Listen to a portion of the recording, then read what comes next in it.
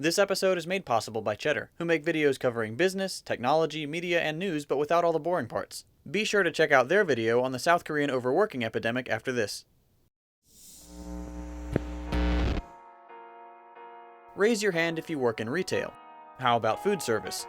You're not alone. Nearly 60% of American workers hold hourly positions, and the majority of those positions fall under the service jobs category. If that sounds like you, odds are you don't have much say in your schedule. You just have to show up and be the perfect little sales associate. And don't even think about complaining. You could be replaced by some other desperate recent grad in a heartbeat. This is the core of the trouble with American work culture, and in a broader sense, the trouble with all largely service-based economies. You need to pay the bills, so you take whatever job is available, and once you have it, the pay is low enough to make it nearly impossible to save any money. To the people who run the show, retail workers are just numbers, warm bodies to stand around and smile and sell smart light bulbs. So to them, if they can get a few extra hours of work out of you at little to no extra cost, it just makes good business sense to do it. This is where the problems start. Humans aren't machines. We can't keep working indefinitely. There comes a point at which our bodies and our minds start to malfunction. But where exactly is that point, and how bad can the consequences get? In this episode, we're going to explore the science of overworking and its effects on the mind and body. Between 1973 and 2000, the average annual hours worked per American increased from 1,679 to 1,878, an increase of about 5 full weeks of work per year. That's an average of about 9 weeks more than workers in most European countries. This falls in line with the typical American work more to make more philosophy, but perhaps unsurprisingly, the extra hours worked don't usually translate into higher salaries. So instead of making more money to provide for their families, these workers make low wages and spend more time doing soul-crushing work away from their loved ones. This is where we start to see a negative impact on the average worker. As work hours increase, we begin to see the onset of fatigue. Fatigue is a general loss of energy, motivation, alertness, and attention that follows extended periods of mental or physical exertion. While unpleasant by itself, fatigue can also lead to some serious workplace accidents, especially for individuals working with or around heavy machinery. Besides the increased likelihood of injury, fatigue can lead to serious mental issues. Everyone is different and experiences stress in their own personal way, but without fail, overwork can lead to emotional distress and related psychological problems such as anxiety, depression, a feeling of drowning in your work, irritability, and sleep disorders. It can damage relationships both at work and at home, and counterproductively, overworking can lead to a decreased quality in work and, by extension, lead to termination from that position.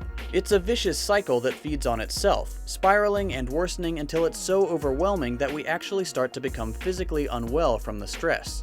The side effects of anxiety, stress, and depression can vary from person to person, but many will experience headaches, insomnia, chronic neck or back pain, and frequent illness due to a weakened immune system.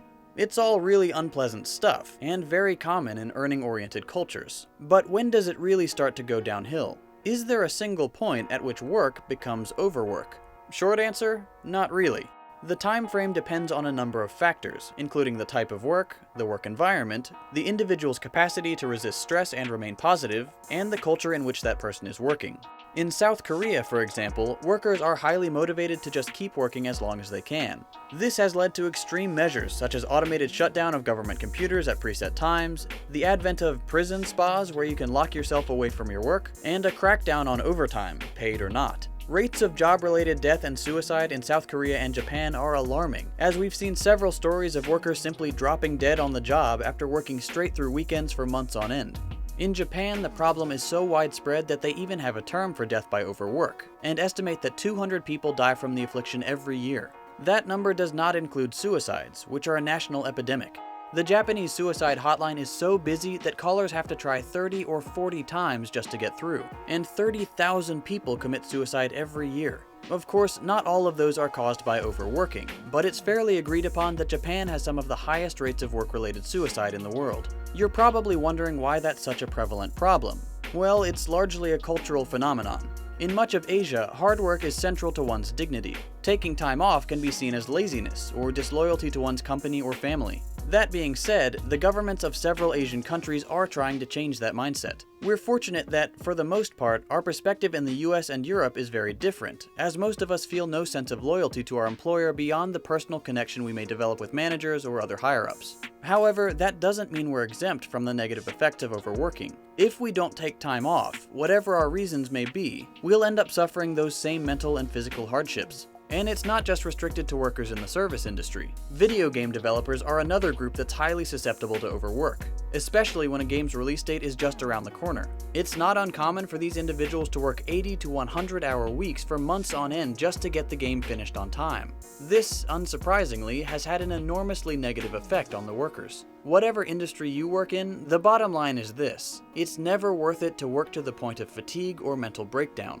Work culture around the civilized world is due for an overhaul, and we're seeing workers begin to demand changes to provide a decent quality of life. To see what South Korea is doing to fight the epidemic of overwork in their society, check out this video from Cheddar. I just watched it and I highly recommend you do too.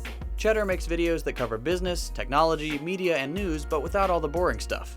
Check out their video by following the link below. And if you like it, consider subscribing to their channel, which has tons of other fun and informational content, and watch more of their videos.